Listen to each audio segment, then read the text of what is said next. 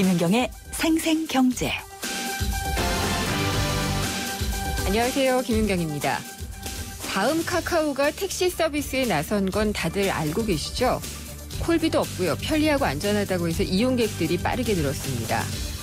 그리고 공식 발표한 것은 아닌데 대리운전 서비스에도 나서려는 것으로 알려졌습니다. 그랬더니 대리운전 사업체들이 일제히 반대하고 나섰는데요. 흥미로운 건 이 대리운전 사업체들은 반대하지만 전국의 대리기사분들은 찬성을 하고 있다는 겁니다. 다음 카카오가 들어오면 어떻게 두길래 그런 걸까요? 오늘 생생경제에서 알아보도록 하겠습니다. 정부가 국민연금을 운용할 공사를 따로 신설하는 방안을 사실상 공식화했습니다. 국민연금공단에 있는 기금운용본부를 공단에서 떼어내겠다는 건데요. 또 자문을 하고 있는 의결권위원회도 법적기구로 격상을 하려고 하고 있습니다. 이러한 방안들이 국민의 노후자금이 국민연금의 수익률도 높이고 또 전문성도 제고할 수 있는 것인지 짚어보도록 하겠습니다. 김윤경의 생생경제 1부 시작합니다.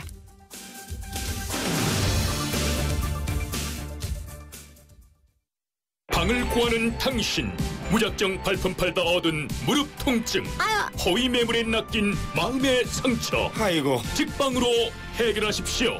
직방에서 미리 보고 알짜만 찾아가자. 방구하는 절대 공식 선직방 후 방문. 직방. 당신의 새 협주곡은 큰 성공을 거둘 것입니다. 의사의 최면 치료는 좌절한 작곡가에게 힘을 주었고 그렇게 탄생한 이 곡, 라흐마니노프의 피아노 협주곡 2번입니다. 대한항공 러시아 4개 도시 운항. Korean Air. 발빠르게 전하는 증시 마감 시황.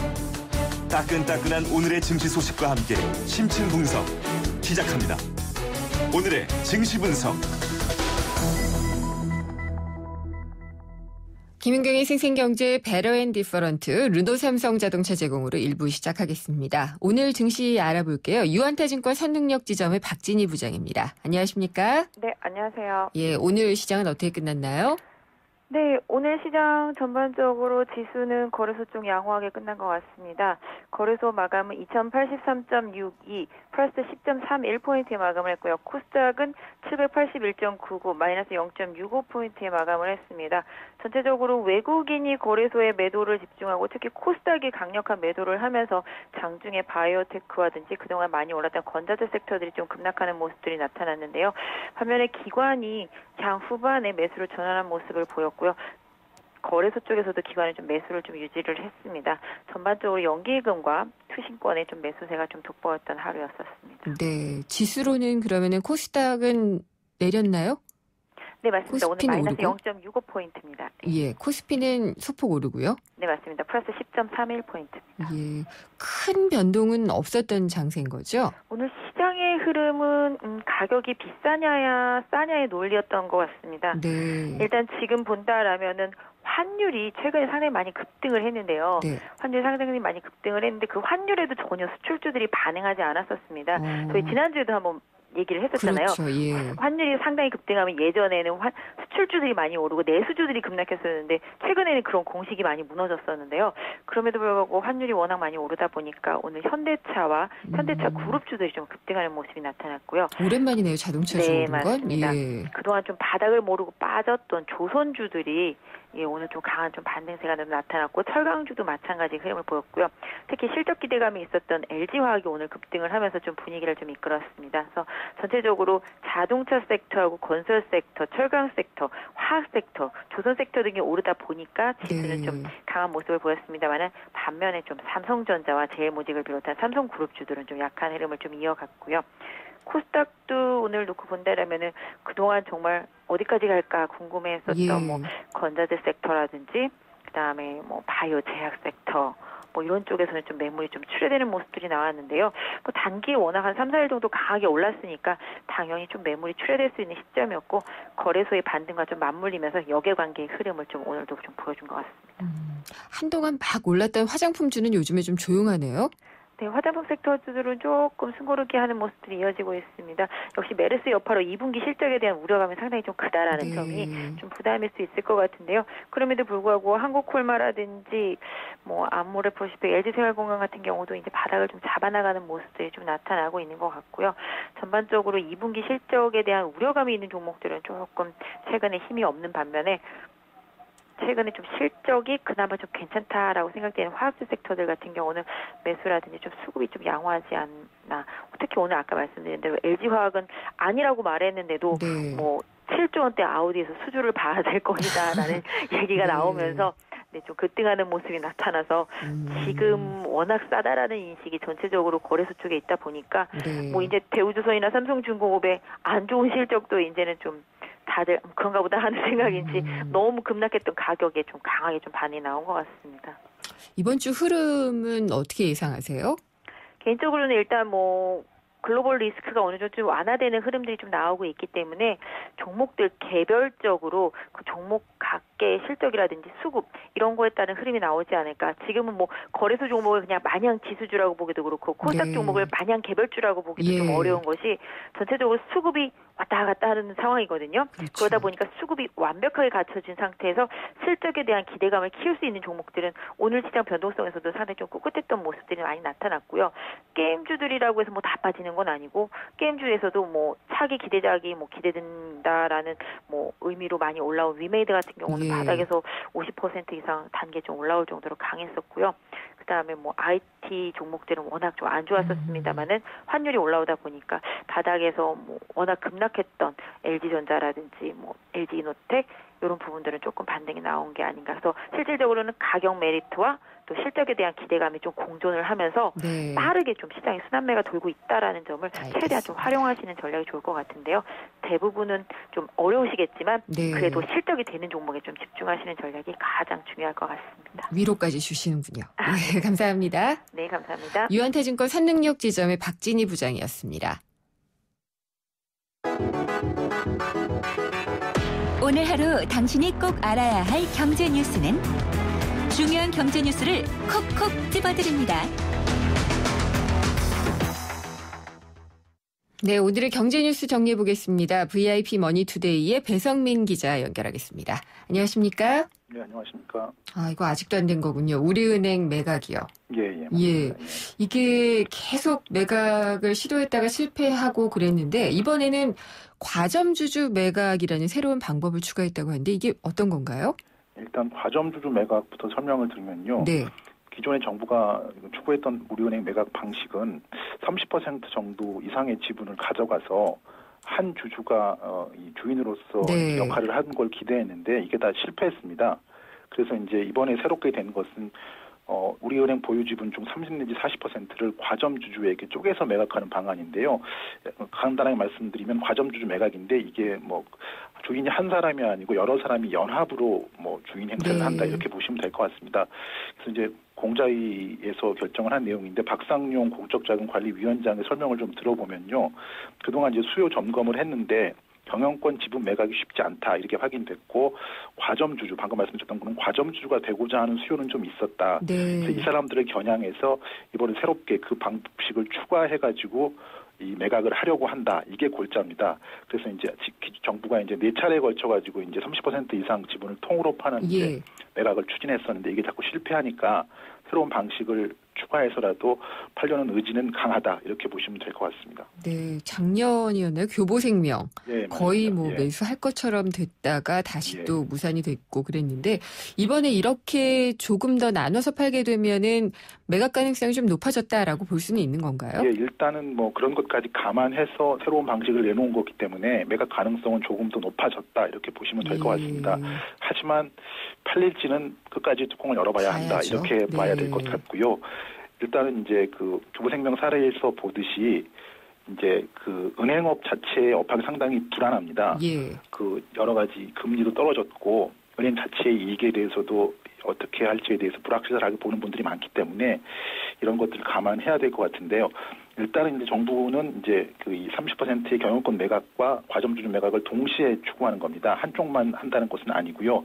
일단 과거 사례를 좀 보시면요, 방금 말씀하셨던 것처럼 교보생명이 한번 그 입주를 가졌었다가 걷어들인 적이 있었고, 근데 또 한 번 기억하셔야 될 교보생명이 의사를 밝혔을 때 또 한 곳이 더 있었습니다. 중국. 예, 그렇죠, 맞습니다. 안방보험이라는 회사인데요. 최근에 이제 동양생명을 인수한 그 회사입니다. 근데 이곳에 그 판다고 했을 때 문제가 발생하는 건데요. 지금까지 뭐 중국계 자본이 여러 뭐 동양생명이라든지 유한타증권 방금 말씀하셨던 유한타증권 이런 분들도 다 중국계 대만계 자본이 넘어간 회사인데 이것들은 다 이금융권 회사인데 은행을 중국계 회사에 판다는 것에 대해서 조금 이렇게 부정적으로 보는 시각들이 존재합니다. 그것들 때문에 이제 안방보험도 그래서 최종적으로 실패를 한 건데 이 중국계 자본의 성격을 어떻게 볼 것이냐 이런 문제가 하나 있을 것 같고 또 저금리에 따른 은행업 자체의 업황이 어느 정도 시점에 턴어라운드 할 수 있느냐 이런 것들을 보고 인수 희망자들이 궁극적으로 참여할 수 있게 될 것 같아서 하반기 이후의 경기 이런 것들도 좀 종합적으로 봐야 될 것 같습니다. 제가 걱정되는 거는 오히려 우리나라 산업자본이 들어오는 건데요. 그렇게 볼 수도 있는데 일단은 그거는 법 개정이 필요한 부분이기 때문에 그렇게는 이제 뭐 하지 않을 것 같고요. 근데 오늘 공자에서 얘기한 거 보니까 대기업에도 열겠다라는 식의 그거 좀 여지를 둔 것 같더라고요. 그런 부분은 있는데 이제 이것 외에 우리은행 말고 이제 인터넷 은행이 전문은행, 인터넷 은행에서도 이제 그쪽에서 상대적으로 이제 산업자본의 여지를 더 줬기 때문에. 그것에 대한 성패 같은 것을 동시에 좀 보고, 근데 이제 은행업에 대한 여러 가지 이 문호를 특히 인터넷 은행도 그렇고 우리은행에 동시에 산업자본이 열어줬을 경우에 과연 뭐 시민단체라든지 뭐 야당이라든지 이런 곳이 그런 분위기를 받아들일 수 있겠느냐 이런 것도 좀 지켜봐야 될 것 같습니다. 네. 배승민 기자도 마트나 할인점 많이 가세요? 예, 뭐.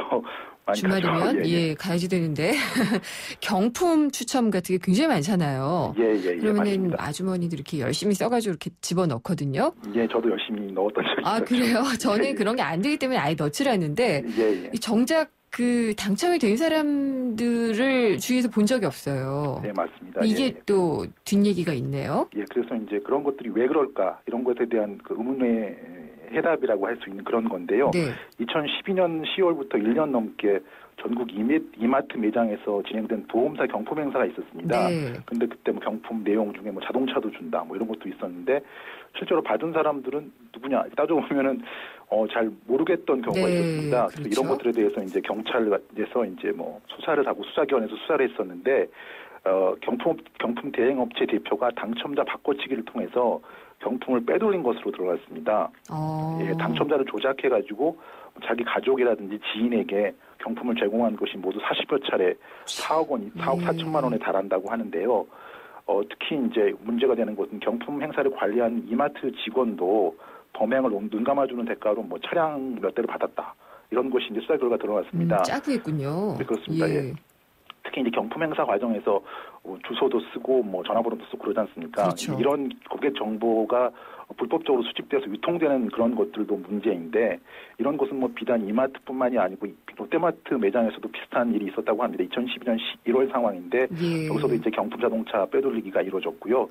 개인정보범죄 합동수사단의 이런 조사 결과인데 이것들 때문에 이제 당첨자 바꿔치기를 한 경품 대행업체 대표 2명하고 관계자 5명을 재판에 넘기고 허위로 당첨자들 경품을 받은 7명도 약식 기소하는 그런 내용입니다. 근데 어떻게 보면은 이제 이마트, 롯데마트 법인에 대해서는 크게 문제를 삼지 않은 것이 합수단의 조사 결과인데 사실 뭐 대형마트도 이런 행사를 자기네들은 자리만 제공해줬을 뿐이 실제로 관여하지 않았다 이렇게 말들 합니다. 관여 안 한 게 아닌데요? 네, 그렇죠. 자기 직원들도 관여가 됐고 사실 뭐 고객들이 마트를 믿고 자기 정보도 넣고 하는 거지 대행업체가 이런 곳이다 이런 것을 믿고 하는 건 아니기 때문에 이런 뭐 대형 할인점 같은 것들도 이런 부분에 대해서 책임 같은 것을 좀 강하게 느끼고 좀 반성하는 자세를 좀 보여야 되지 않을까 싶습니다. 네.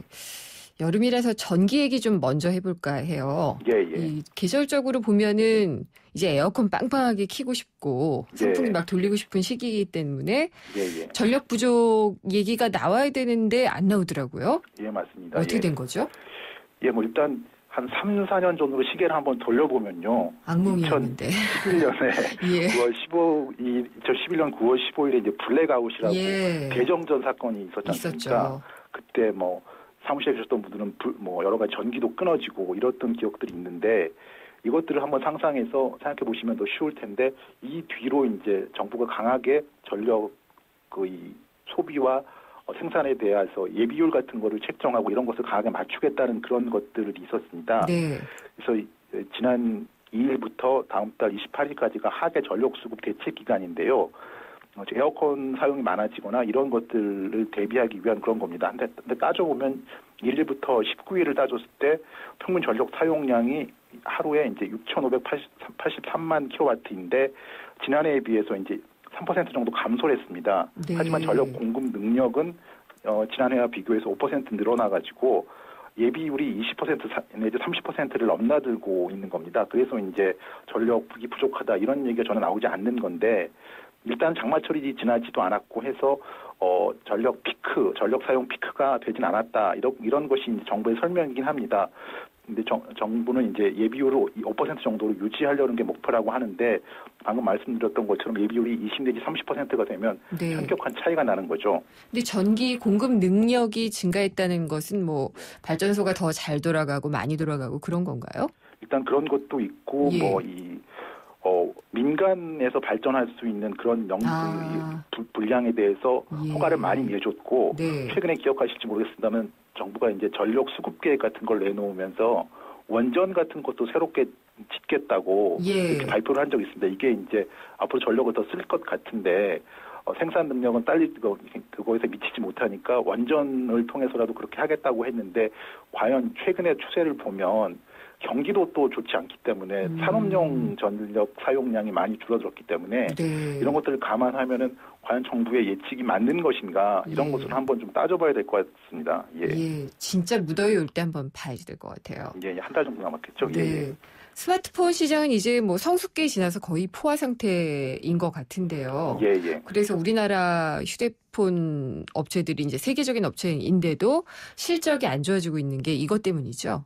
뭐 일단 그런 부분이 있고 국내적으로 보면 이제 올해 4월에 이제 LG전자 최신 스마트폰 G4하고 이후에 이제 삼성 갤럭시 S6 시리즈가 판매가 시작이 됐는데 이게 실적이 기대만 미치지 못합니다. LG전자 같은 경우에는 세계 시장에서 1,000만 대 정도 팔린 이전 제품보다 뭐 200만 대는 더 팔 거다 이렇게 예상을 했는데 결과가 미치지 못하는 건데요. 특히 이제 국내 판매량이 문제입니다. 이게 30만 대밖에 팔리지 않았다고 하는데 삼성도 뭐 비슷한 그런 상황인데 이게 원인을 따져보면은 작년에 한참 문제가 되기도 했고 지금도 영향을 미치고 있는 단통법이라는 게 있지 않습니까?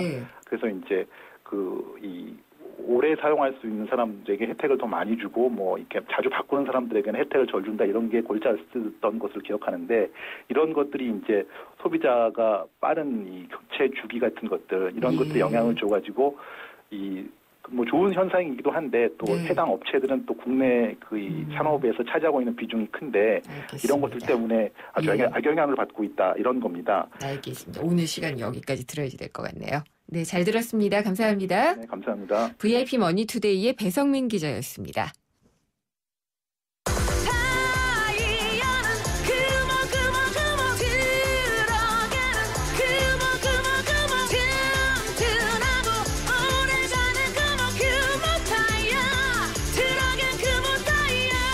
트럭 타이어의 히트 상품 매장에서 RA50을 찾으세요. 금호 타이어. 왜? 코웨이 모든 침대는 상단이 분리될까? 침대는 몸에 닿는 부분부터 오염되잖아. 더러운 상단을 분리해 언제든 새 타퍼로 그리고 전문가의 관리까지 위생까지 책임져야 진짜 침대다. 코웨이 매트리스 케어 렌탈 1588-5200. 네, 다음 카카오가 대리운전 사업에 진출을 할 것으로 알려졌는데요. 그랬더니 대리운전 사업주 모임인 전국 대리운전 연합회 회원 400여 명이 어제 다음 카카오 사옥 앞에서 반대 집회를 열었습니다. 근데 신기한 것이 같은 시간에 광장의 다른 한편에서는 전국 대리기사 협회가 주최한 찬성 집회가 또 열렸습니다. 목소리가 다른데 어떻게 된 걸까요? 생생경제 2부에서 자세하게 알아보도록 하겠습니다. 그리고 오늘도 생생경제에서 청취자분들을 위해서 풍성한 선물을 준비를 해놓고 있습니다. 참 쉬운 중국어 문정아 중국어에서 드리는 10만 원 상당의 온라인 수강권이 있고요. 365일 신나는 도심 속 꿈의 놀이터 일산 원마운트에서 드리는 워터파크 티켓 2매를 보내드립니다. 생생경제에 대한 의견을 문자로 보내주신 분들에게 선물을 보내드리는데요. 짧은 문자는 50원, 긴 문자는 100원의 정보 이용료가 부과가 되고요. 우물정의 0945번, 우물정의 0945번으로 의견을 보내주시면 추첨을 통해서 보내드리도록 하겠습니다. 생생경제 1부 함께 하셨고요. 잠시 후 광고 듣고 2부로 돌아오겠습니다.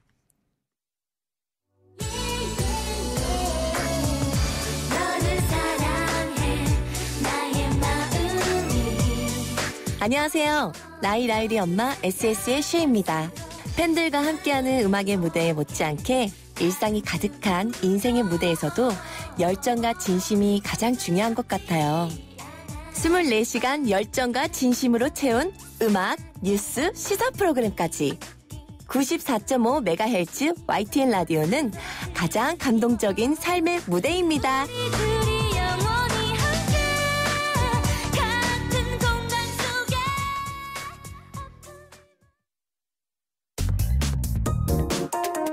우리 경제의 민낯을 한꺼풀 벗겨보는 경제 뉴스. 경제를 위한 새로운 시각. 김윤경의 생생경제.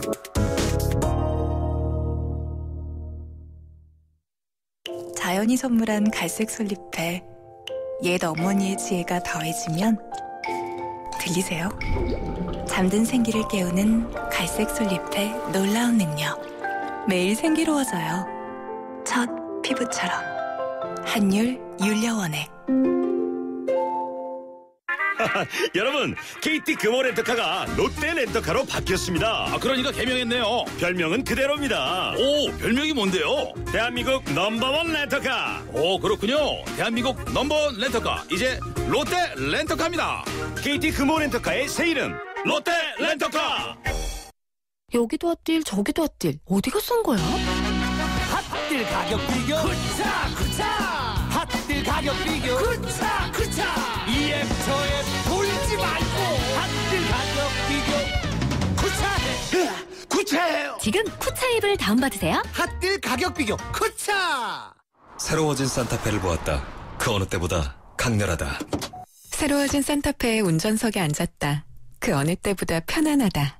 부드러운 승차감과 강인한 외관, 모든 면에서 만족스러운 All around perfection. 산타페 더 프라임 탄생. New thinking, new possibilities. 현대자동차. 살맛나는 경제, 내 삶인 경제. 바로 김윤경의 생생경제입니다.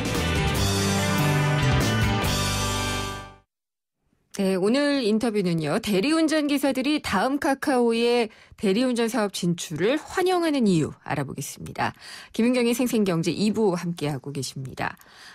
방금도 말씀을 드렸지만은 전국 대리기사 협회, 그러니까 대리기사를 하시는 분들은 다음 카카오가 이 택시 서비스에 이어서 대리운전 서비스까지 진출을 할 경우에 찬성한다라는 입장을 보이고 있습니다. 그런데 대리운전 사업을 하는 사업주 모임인 전국 대리운전 연합회에서는요, 어제 다음 카카오 사옥 앞에서 이 다음 카카오가 대리운전 사업에 진출하는 것을 강력하게 반대하는 집회를 열기도 했습니다. 왜 반대하고 왜 찬성하는 것일까요? 그 내막이 좀 궁금한데 오늘은 사단법인 전국 대리기사협회의 김종영 회장님 이야기를 들어보도록 하겠습니다. 김종영 회장님 연결됐나요? 예, 안녕하세요. 예, 그 궁금한 게요. 대리운전 그 연합회, 그러니까 전국 대리운전 연합회는 결사 반대를 하고 있는데 어떻게 전국 대리기사협회에서는 다음 카카오의 대리운전 진출을 찬성을 하고 계신가요? 그렇습니다. 예. 예, 그래서 이게 반대하는 이유랑 찬성하는 이유를 각각 들어보고 싶어요. 예. 먼저 무엇보다도 기왕의 그 대리운전 업자들이 벌어나가는 그 횡포라든가 수탈이 너무 극심합니다. 어떻게요? 그러니까 저희들이 수수료만 해도 20%가 넘고요. 매 건마당요. 예. 실제로 지방 같은 경우 수수료가 무려 30%가 넘는 경우도 많습니다. 그러니까 번 돈의 30%를 가져가는 거예요? 그렇습니다. 예를 들어서 저희가 하루에 한 10만 원 매출을 찍었다 그러면 수수료가 30%가 빠져나가고 서울 같은 경우는 20% 빠져나가고 수원만 가도 25% 빠져나가는 게 굉장히 많습니다. 그렇군요. 그거 말고도 또 횡포가 많이 있어요? 그렇습니다. 이게 지금 대리운전 시장은요. 예. 업자들이 정상적인 영업과 회사 운영을 통해서 먹고 사는 시장이 아닌 게 돼버린 지가 오래예요. 네. 대리기사들에게 벌금을 물리고 예. 보험료를 착복하고 심지어는 무슨 관리비, 출근비니 이런 식으로 대리기사들한테 수탈을 하고 그에 대해서 문제를 제기하면 가차없이 일거리를 금지시켜서 일을 하지 못하게 하는 정말 이 대리운전 시장 속에서 벌어지는 이 수탈과 그리고 횡포는 이미 세상에서 굉장히 많이 알려질 정도로 심합니다. 그러니까 이렇게 뛰어가는 돈들은 수수료랑은 또 별도로 가져가는 걸 거 아니에요? 그렇습니다. 이게 이 수수료만도 사실 20%, 30%는 결코 적은 게 아닌 살인적인 수수료지 않습니까? 올해 같은 경우도 이 업자들이 대리기사들을 끌어모아가지고 벌금, 보험료, 착복, 아까 말씀드렸던 관리비, 출근비 이런 것들을 또 별도 명목으로 다 뜯어갑니다. 네. 그래서 저희들 기사 장사를 하는데 이러한 극심한 시장이 되어 있다 보니까 이런 잘못된 업계의 관행을 개선하고 그 불량업자들을 퇴출시키는데 다음 카카오가 일정한 대안이 됐으면 좋겠다라고 하는 게 우리 대리기사들의 염원이죠. 그렇군요. 그러면은 이렇게 온갖 돈을 다 뜯어갈 수 있었던 업체들은 당연히 반대할 수밖에 없는 건가요? 결국 이제 그 사람들은 소위 대기업의 골목상권 침해다 이런 식으로 계속 그 여론을 호도하고 있는데요. 저희 대리기사들은 절대 그렇게 보지 않고요. 오히려 이 골목 깡패를 퇴출시킬 수 있는 절호의 기회로 저희들은 보고 있는 거예요. 골목 깡패요? 저희들은 이제 그런 표현을 쓸 수밖에 없을 정도로 정말 다음 카카오가 대기업을 한다 그런다면 기존의 대리운전 업자들이 정말 무슨 뒷골목에서 대리기사들을 이 사회의 수많은 그 가난한 사람들을 약점을 이용해서 수탈을 하고 그 사람들을 괴롭히는 정말 골목 깡패보다도 못한 존재로 대리기사들을 보고 있는 게 현실입니다. 그렇군요. 이 대리운전 기사님들은 그러면은 회사에 어떤 식으로 관계가 되어 있나요? 소속이 되어 있나요? 원래는 사실 업무상 대리기사들이 업체에 소속돼야 될 이유는 없어요. 왜냐하면 요즘은 전부 다 오더를 프로그램을 통해서 받기 때문에 스마트폰에 있는 프로그램만 깔아서 일만 하면 되는 건데 업자들은 지금 대리기사들을 통제하고 그리고 아까 말씀드렸던 여러 가지 기사들을 이렇게 뜯어먹기 위해서 업체 대리기사들을 업무와 무관하게 강제로 업체에 소속을 시키고 있습니다. 아, 그렇군요. 보험료 같은 경우에는 얼마나 들어가나요? 그러니까 그 50대 기준으로 해서 작년까지만 해도 대리운전 보험료가 8만 원 정도 됐는데요. 물론 그것도 적지 않았죠. 근데 올해는 무려 이게 보험료가 70%가 인상돼 버렸어요. 그래서 한 달에 12만 원 정도, 13만 원 정도 보험료를 내고 어떤 업체에 따라서 15만 원까지 내는 이런 터무니없는 보험료 정책들을 피우고 있는데요. 보험을 그러면 회사에서는 전혀 그 부담을 안 해요? 그렇죠. 대리운전 보험료는 전부 우리 대리기사들이 내는 것이고 회사는 부담이 아니라 우리 대리운전 보험료에서 착복을 하고 횡령을 해서 그들의 부수입을 얻고 있는 거죠. 착복을 한다는 거는 보험료가 나온 것보다 더 받아서 챙겨간다는 그렇습니다. 그런 말씀이시네요. 두 가지인데요. 크게 보면 예를 들어서 한 업체 소속의 대리기사가 100명이면 100명이 다 보험료를 내겠죠. 이 중에 100명을 다 등록시키지 않는 겁니다. 한 50명만 등록해서 50명을 떼먹고 나머지 50명 분에서도 또 일부를 떼먹고 참 남들이 볼 때 정말 터무니없는 일들이 벌어지게 되는 게 대리판이죠. 회장님 혹시 그 실제로 이렇게 착복을 하거나 횡령을 한 사례 같은 거 아시는 게 있으면은 좀 얘기를 해주시면 안 될까요? 그 특히 대표적인 몇 년 전에 대구에서 지방 같은 경우 오히려 더 극심하고 지방 같은 경우는 이런 것들을 은폐하고 자기들이 이걸 관리하는데 오히려 추적해서 그러는지 이런 것들이 좀 노출이 됩니다. 무슨 말씀이냐면 예를 들어 100명 중에서 50명만 등록시키면 나머지 50명이 등록이 안 된 거잖아요. 그럼 사고가 나면 이 사람들이 이걸 돌려막기라는 거예요. 돌려막기라고 해서 그러니까 50명 중에서 누가 사고 나면 보험료를 안 들었다 할지라도 물론 떼먹은 거죠, 사람들이. 다른 사람의 명의로 이걸 돌려막기를 해서 보험을 처리해 주는데 이런 것들이 지방 같은 경우에 관리가 취약하다 보니 가끔 이게 노출이 돼 버립니다. 그렇군요. 그리고 이제 보통 대리기사님들 보면은 콜을 받는다라고 하잖아요. 그 주문이 들어오는 것. 거기에 대해서 수수료를 챙겨가는 게 아까 콜 자체에 대해서도 수수료를 받아가는 건가요? 아니면은 그날 매출을 올리게 되잖아요. 대리운전을 하시고. 거기에서 수수료를 떼가는 게 20-30%라고 하신 게 수수료인가요? 그렇습니다. 예. 그럼 저희들이 콜을 받죠? 네. 예를 들어 2만 원짜리 콜을 받으면 20%면 4,000원이고. 네. 30%는 6,000원이고. 콜당 수수료를 받아가는 거죠. 그건 어떻게 내요? 나중에 내게 되나요? 아니면은? 대리운전 시장이 외부의 사람들은 모를 정도면 내부적으로 그냥 첨단화되어 있고. 네. 그리고 굉장히 그리고 시스템화되어 있습니다. 무슨 얘기냐면 업자들이 조금이라도 손해볼 짓을 안 하죠. 네. 저희 대리기사들은 다 가상계좌라는 게 몇 개 있어요. 가상계좌요? 업자들이 가상계좌. 예. 업자들이 각 대리기사마다 가상계좌를 부여해서 여기다 미리 돈을 집어넣게 합니다. 오. 충전금을 미리 집어넣게 해서 예. 그 오더를 잡는 순간 그 가상계좌에서 자동으로 미리 돈이 선불로 빠져나가버려요. 무슨 산업금 같은 느낌이 드네요. 그렇습니다. 산업금인데 그 업자들이 그 대리기사들이 그 수수료라든가 이런 것들을 안 내고 일을 할 수 없는 시스템을 철저하게 만들어져 있기 때문에 그것도 굉장히 첨단화되어 있습니다. 아니 그리고 또 얘기 들은 걸 보니까 콜을 포기하거나 그러면은 거기에 대한 벌금도 물린다고요? 그렇습니다. 이게 대리기사들이 워낙 그 조그만 스마트폰에 순간적으로 떠오르는 오더를 서로 먼저 경쟁적으로 막 터치해서 일을 잡는 거거든요. 그렇죠. 막상 일거를 잡았는데 보면 이게 뭐 가격이 터무니없거나 뭔가 문제가 있어서 가지 못하는 경우가 있어요. 그럴 경우는 취소를 하는데 그걸 핑계로서 이제 그 벌금을 그전에 이제 벌금이 나오면 그걸 다시 업자들이 가져가는 게 아니었는데 일단 지금 업자들이 챙겨먹고 이런 수입을 통해서 부당이득을 취하고 있는 거죠. 그래요. 근데 그런 것들은 좀 잘못된 진짜 관행이 되고 있는 것 같은데 그거 말고도 뭐 단말기를 억지로 사게 한다든지 뭐 뭐라고 해야지 되나 프로그램을 쪼개 팔고 뭐 그런 것도 있다고 하더라고요.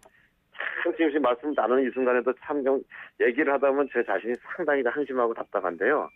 이 대리운전 시장은 정말 이 세상의 모든 부조리가 만물적으로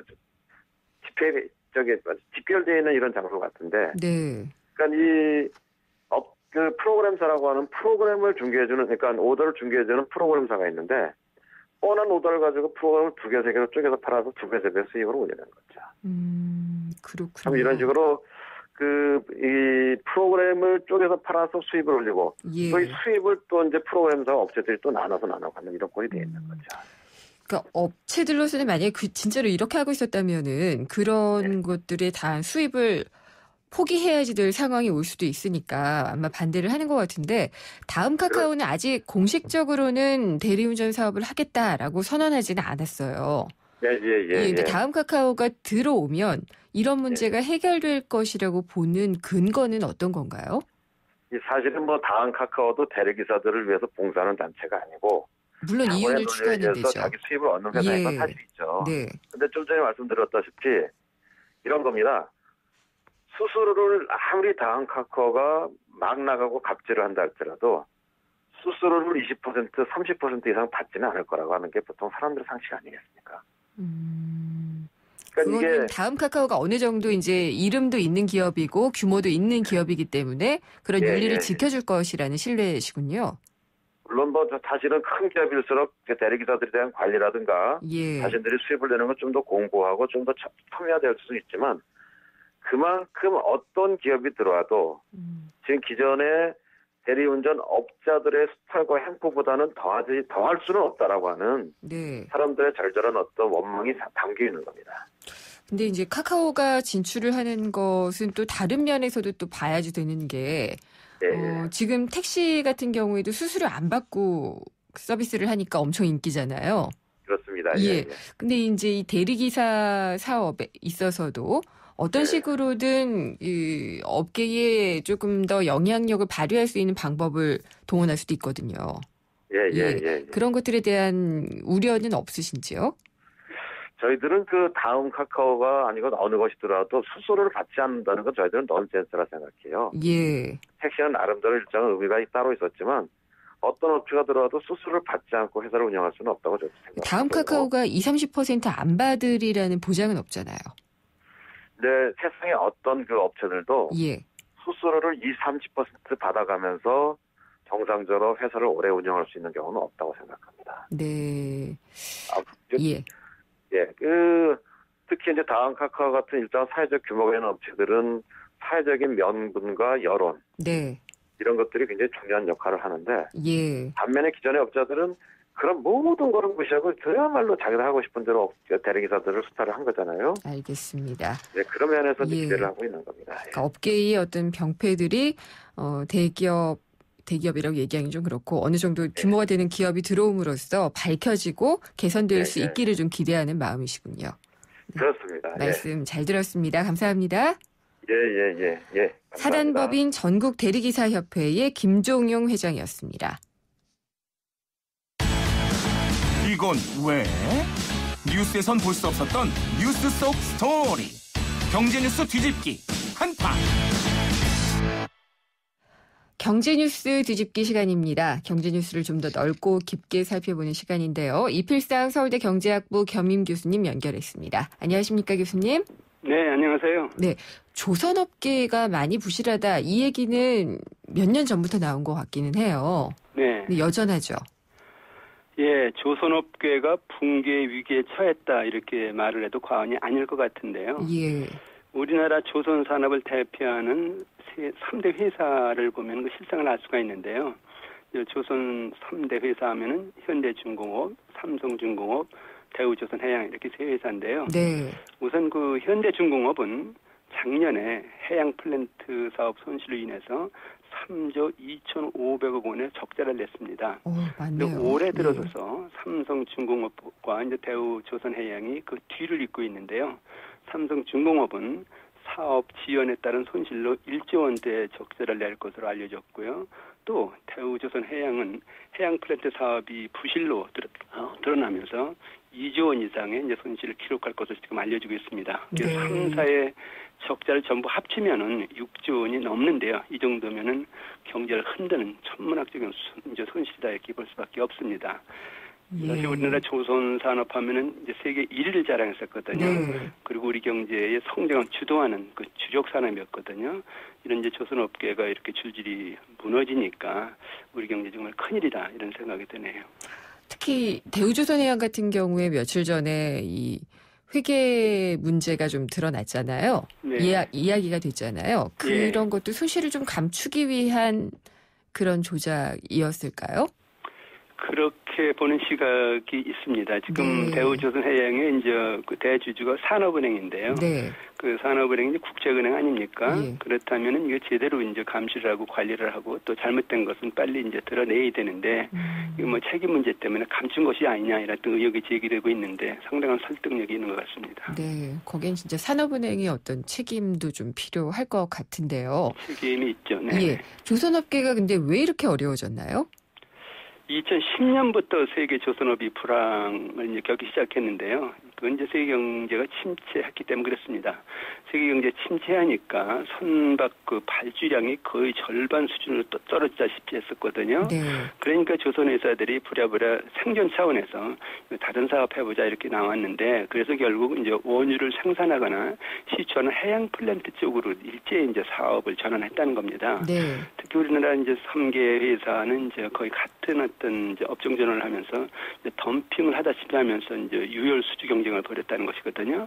그러다 보니까 문제가 발생했는데 가장 큰 문제가 우선 그 원유 가격이 배럴당 $100가 넘던 것이 $50 수준으로 떨어졌습니다. 그러니까 해양 플랜트 사업 자체가 이제 그 부실하게 됐다는 것이거든요.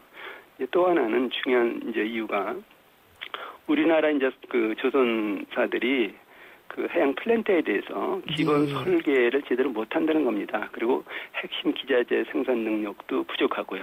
그리고 경험도 거의 없었다는 것이거든요. 이렇게 이제 거의 덤핑을 하다시피 하다 보니까 일단은 이제 수주를 받아서 그걸 이제 메꾸려고 해보니까 기본 설계와 핵심 기자재 제작을 다른 나라 회사에 맡겼다는 겁니다. 그러니까 이제 공기가 길어지고 수지도 안 맞고 심지어는 공기 지연 때문에 손해 배상도 해주는 그런 상황이 됐다는 것이거든요. 그러니까 이제 수조 원대에 이제 부실이 드러나면서 지금 부실 기업으로 전락하고 있는 것이다 이렇게 볼 수 있습니다. 저는 보도자료 같은 거 받아볼 때 어디 무슨 해양 플란트 산업 수주 막 이러면은 그냥 다 우리가 할 수 있는 건 줄 알았는데 핵심적인 게 다 우리가 안 하는 거였군요. 그렇습니다. 근데 우리가 그만큼 부실했다는 거죠. 내용적으로. 근데 이제 지나치게 먼저 서둘러서 뛰어들었다. 네. 그것이죠.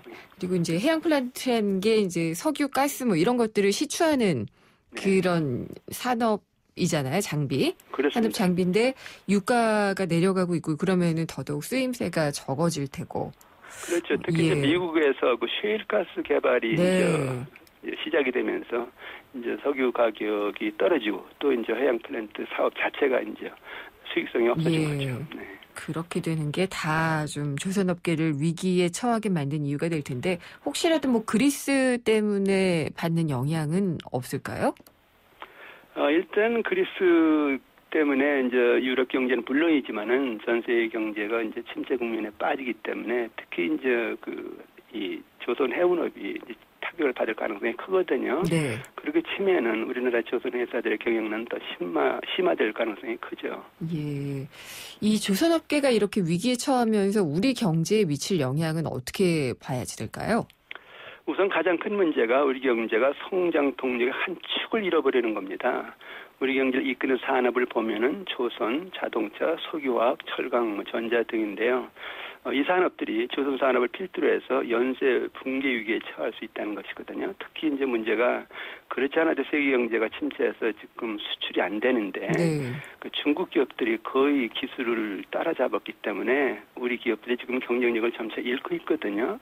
근데 이런 상태에서 조선 산업이 먼저 무너진다 이렇게 봤을 때 중화공업 전반적으로 이제 그 위기감이 확산되면서 경제가 심각한 타격을 받을 수 있다. 이런 면에서 보면은 성장 동력이 한 축이 무너진다. 큰 걱정이죠. 근데 또 정말 걱정되는 것이 뭐냐면은 이 조선 회사들이 굉장히 규모가 크지 않습니까? 그렇죠. 그러다 보니까 이제 금융기관들 대출금이 굉장히 많습니다. 근데 조선 회사들이 이제 부실 경영을 하다가 만약에 부도가 나면은 금융기관을 물고 함께 부도가 나는 동반 부도 현상이 생길 수 있다는 겁니다.